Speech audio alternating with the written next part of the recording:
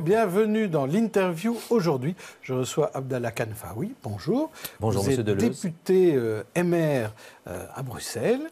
Et on va parler de vous et on va aussi faire un peu votre connaissance parce qu'on ne vous connaît pas si bien alors que vous êtes député depuis 2014 et conseiller communal à Schaerbeek depuis 2012. On y reviendra. Tout d'abord, une question de l'actualité de ce week-end. C'est l'avocat d'Abdeslam, Sven Marie, qui a tenté de faire annuler l'instruction de la fusillade du Driss. Le ministre Yambon a critiqué l'attitude de Sven Marie qui, selon lui, outrepasserait ses prérogatives d'avocat. Alors, quelle est votre réaction? Je vous propose 3 réactions. Réaction A, elles vont s'inscrire là. La première, c'est un recul de l'état de droit, cette réaction de Yann Yambon. B, Abdeslam doit être condamné. Ou C, Yambon aurait mieux fait de se taire. Alors, quelle est votre réaction par rapport à cet incident? Alors, je pense qu'on doit un peu se remettre dans le contexte que nous avons vécu ces dernières années avec les attentats et ce procès qui finalement met au devant de la scène une des personnalités, la seule survivante des actes terroristes. Et donc, je pense qu'il y a, avec tout cela, une charge émotionnelle gigantesque. Une charge émotionnelle gigantesque qui, malheureusement, peut parfois prendre, quelle que soit notre position dans la société, ministre ou autre, qui peut prendre le dessus sur la raison. Et donc, je pense que probablement qu'il y a ici, dans le cadre de cette charge émotionnelle importante, un pas qui a été fait par Yann Yambon qui est regrettable. Mais je pense que l'essentiel, c'est que nous sommes dans un état de droit et que nous voulons préserver notre état de droit et que nous invoquons et nous consolidons le fait qu'il y a et qu'il faut qu'il persiste une séparation des pouvoirs dans notre pays. Et je crois que Yann Yambon ne remet pas en cause tout cela. Je pense que, comme je vous ai expliqué, cette charge émotionnelle fait qu'à un moment donné, ça peut prendre le dessus sur la raison. Il aurait mieux fait de ne rien dire, finalement. Ça aurait été plus simple. Je pense. Oui. Alors, vous, je disais tout à l'heure, vous êtes conseiller communal à Schaerbeek, mais vous serez candidat à Molenbeek parce que vous changez de commune. Alors, c'est 2 communes importantes. D'abord, pourquoi changer de commune quand vous êtes effectivement pédiatre? Ce n'est pas votre métier d'être politicien à 100%, mais vous êtes quand même député. Pourquoi, comme ça, changer de commune au moment des élections? Vous savez, c'est un cursus de l'existence. Hein. La vie est faite de différents moments importants dans sa vie, qui peut se définir par les tranches d'âge ou par d'autres critères. Et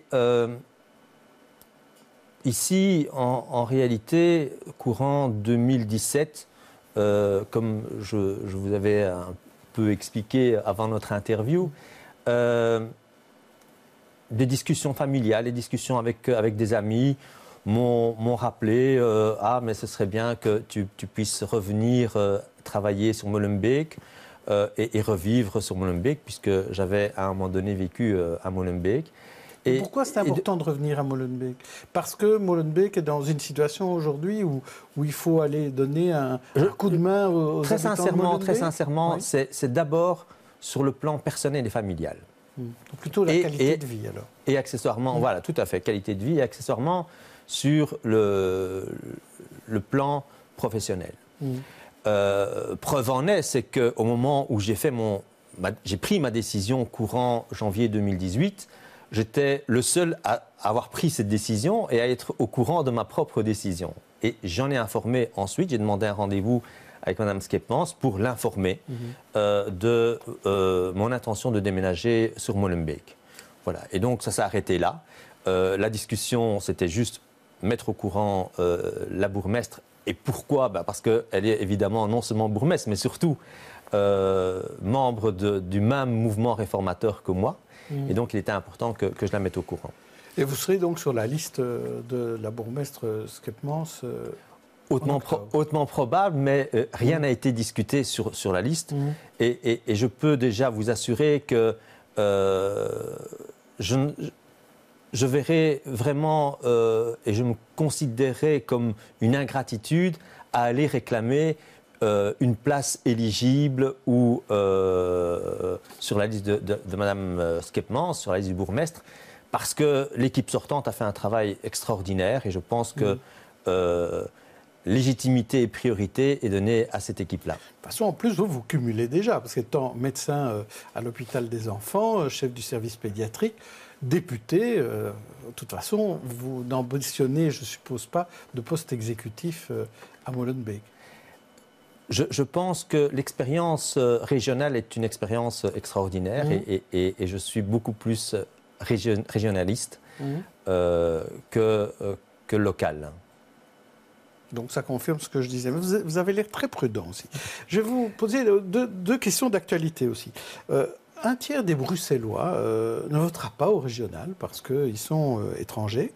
Alors certains poussent à ce qu'on ouvre le vote au régional aux étrangers, européens et non européens, comme c'est le cas déjà pour les communales. Est-ce que vous y êtes favorable, vous, de votre côté ? Je n'y vois pas d'inconvénient, mais je pense qu'il serait aussi important qu'il y ait une réciprocité au niveau des autres États européens par rapport à nos propres compatriotes qui vivent dans les autres pays européens. Et à ces conditions-là, alors ça pourrait se Je faire. pense que ce serait légitime d'avoir une réflexion sur ce sujet-là. Alors, autre question d'actualité, on a beaucoup parlé la semaine dernière notamment, c'est ce tweet d'André Flau qui disait qu'il faut promotionner les cours d'arabe en fédération Wallonie-Bruxelles. Là-dessus, on a appris que des cours d'arabe, il y en avait déjà dans les écoles depuis plus de 20 ans, plus de 25 ans, mais pas tellement en fait. Ce n'est pas très développé dans les écoles. Est-ce qu'il faut développer davantage ces cours d'arabe dans les écoles ? Alors, Monsieur Deleu, je pense que, je ne sais pas, vous êtes probablement parent, je pense que le désir profond d'un parent, c'est de se dire, il faut que le cursus scolaire de mon enfant puisse lui apporter le socle de base d'un enseignement de qualité et qu'il ait les outils pour pouvoir après continuer son cursus scolaire, secondaire, universitaire, technique et autres, et de pouvoir se profiler plus tard dans la société. Je pense que c'est ça qui est essentiel. Et malheureusement, lorsqu'on regarde les différents critères, aujourd'hui, nous sommes loin de cet objectif-là. Lorsque le classement PISA nous classe 35e sur 72 ou 36e sur 72, c'est un échec. Un échec parce que nos enfants n'ont pas l'acquisition suffisante de lecture, de mathématiques, de compréhension des textes qu'ils sont amenés à pouvoir lire.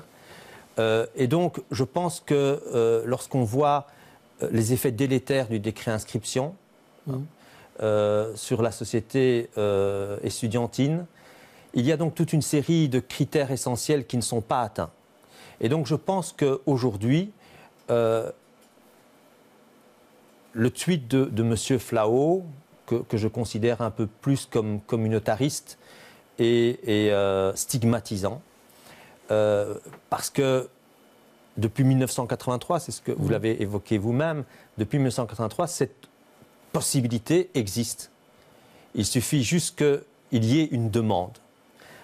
Et tout récemment, l'année passée, certaines écoles chapeautées par la VUB, ont mis en place des cours en parascolaire, des cours d'arabe, et qui a un succès. Et donc ici, quand on entend Flau, il envoie un tweet, comme je vous disais, qui était beaucoup plus communautariste et stigmatisant. Et puis hier, sur une des chaînes sur RTL, on se rendait compte qu'il n'y avait plus aucun accord à ce qu'il proposait, puisqu'il fallait encore tout revoir et tout discuter. Donc ce n'est pas prioritaire pour vous, ce cours à l'école ? Je pense qu'il y a une possibilité de pouvoir le réaliser s'il y a une demande, Et c'est la demande qui doit faire que ce cours doit exister. Et quand certains disent, ce ne serait peut-être pas une mauvaise idée que ce cours d'arabe se fasse dans les écoles, parce qu'il se ferait plutôt dans les écoles et de manière, je dirais, neutre, plutôt que dans les mosquées. Je pense très sincèrement que l'enseignement académique de la langue est essentiel. Oui. Et donc doit se faire. Et donc devrait se faire dans des structures hors du structure culturelle, religieux.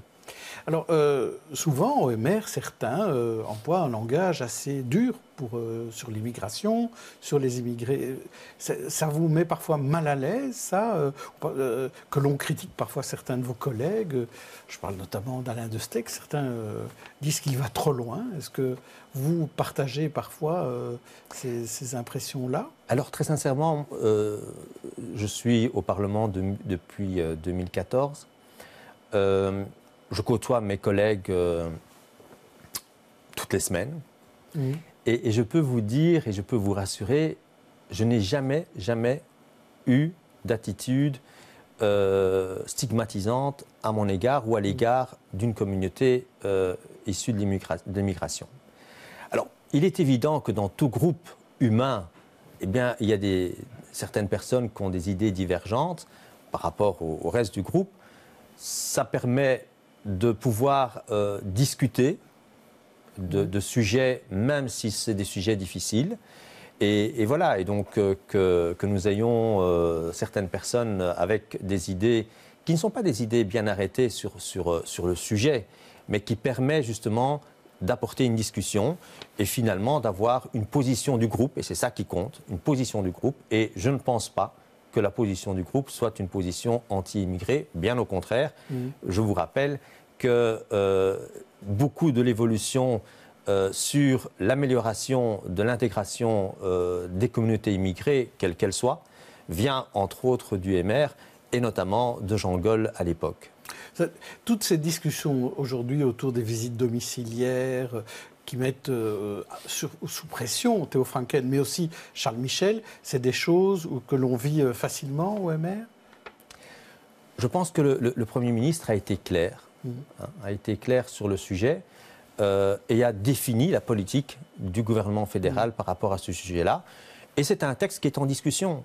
C'est un texte qui doit encore passer dans les commissions et il a été mis sur la place publique alors qu'il n'est même pas encore arrêté et finalisé. Merci Abdallah Kanfaoui. Demain, je recevrai Sophie Ronny de Défi. D'ici là, bonne journée et bonne soirée à tous. Merci.